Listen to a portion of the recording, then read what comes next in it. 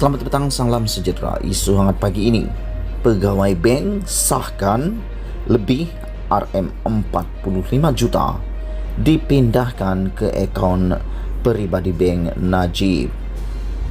Berita sepenuhnya, Mahkamah Tinggi di sini hari ini diberitahu bahawa sejumlah RM45.8 juta telah dipindahkan ke dalam akaun peribadi M-Bank Datuk Seri Najib Tun Razak melalui Vista Equity International Partners Ltd Barbados antara Oktober dan Disember 2014.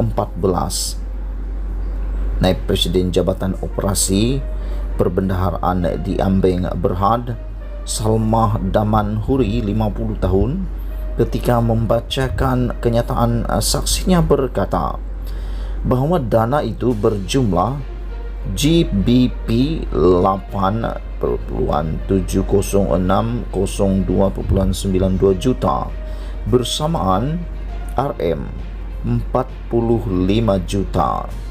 Kadar pertukaran semasa dipindahkan ke akaun bekas Perdana Menteri itu yang berakhir dengan nombor 880 dalam 5 transaksi.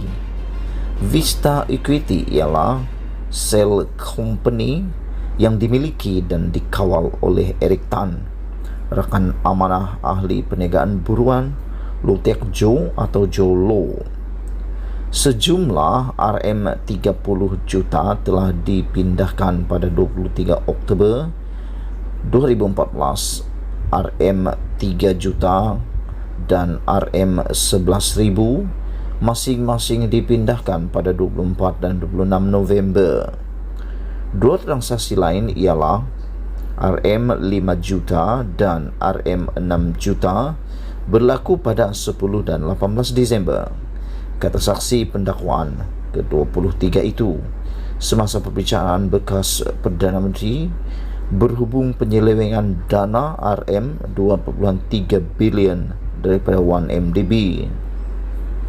Salma mengesahkan 5 dokumen yang kesemuanya menunjukkan pemindahan daripada Vista Equity melalui M-Corp Berhad dan Trust Ltd Barbados melalui Standard Chartered Bank London sebelum ia sampai ke akaun M-Bank Private Banking 1MY sama yang berakhir dengan 880.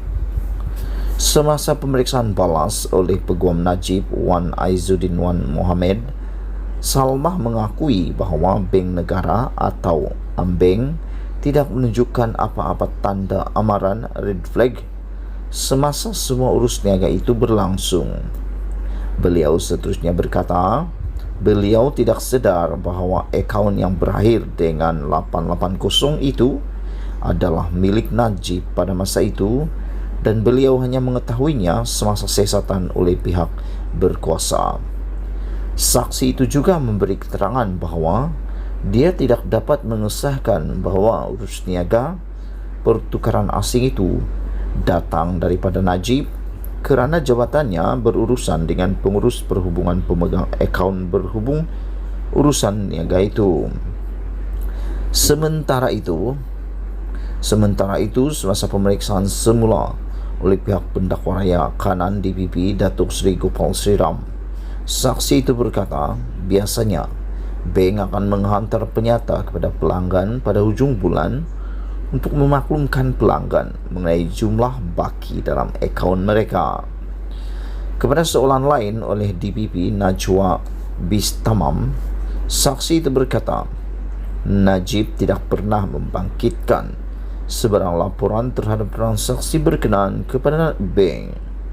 Najib 68 tahun berdepan 4 pertuduhan iaitu menggunakan kedudukan beliau untuk memperoleh suapan berjumlah RM2.3 bilion, dana 1MDB dan 21 pertuduhan wang haram membabitkan jumlah yang sama.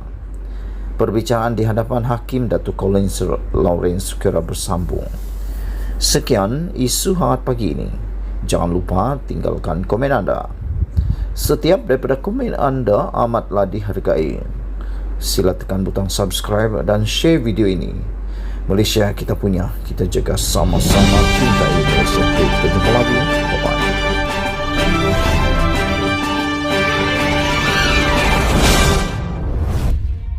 Selamat petang, salam sejahtera. Isu hangat petang ini, Malaysia masih berhutang RM13.3 bilion angkara Najib. Berita sepenuhnya. Mahkamah Tinggi Kuala Lumpur hari ini diberitahu bahawa Malaysia masih berhutang AS3 bilion atau RM13.3 bilion hasil usaha sama JV antara 1MDB dan Abar Investment. Bekas pegawai Kementerian Kewangan Siti Zawiyah Madesa yang pernah berkhidmat di bahagian pengurusan pinjaman kementerian itu berkata, 1MDB tidak pernah melaporkan kepada bahagiannya berhubung usaha sama berkenaan. Semasa perbicaraan kes rasuah RM2.28 bilion 1MDB yang membabitkan bekas Perdana Menteri dan Menteri Kewangan Najib Razak, saksi pendakwaan ke-23 itu mendakwa bahawa firma pelaburan negara tersebut cenderung berurusan secara langsung dengan tertuduh dan bukannya melalui bahagiannya. Siti Zawiyah memaklumkan bahawa Najib menandatangani surat sokongan LOS bagi menyokong usaha sama antara 1MDB dan Abar Investment PJS yang adalah anak syarikat International Petroleum Investment Company IPIC. Saya mengesahkan bahawa status pinjaman AS 3 bilion yang dirujuk dalam kenyataan saksi bahawa 1MDB sebagai peminjam AS 3 bilion telah gagal membayar balik pinjaman itu mengikut terma yang ditetapkan. Perkara ini menyebabkan kerajaan hari ini terpaksa membayar balik hutang 1MDB berdasarkan LOS yang dikeluarkan kerajaan yang ditandatangani oleh Menteri Kewangan Najib Razak pada 2013. Selepas surat sokongan kepada 1MDB dikeluarkan pada 2013, Menteri Kewangan itu tidak lagi mengeluarkan sebarang jaminan kepada 1MDB, kata Siti Zawiyah hari ini. Dia memberitahu Mahkamah Tinggi Kuala Lumpur bahawa sekiranya 1MDB gagal membayar balik hutangnya, bank pemberi pinjaman akan mengejar kerajaan Malaysia kerana LOS ditandatangani oleh Najib.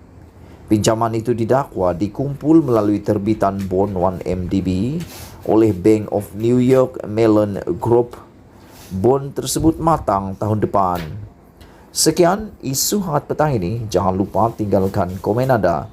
Sila tekan butang subscribe. Malaysia kita punya, kita jaga sama-sama cintai Malaysiaku. Kita jumpa lagi. Bye-bye.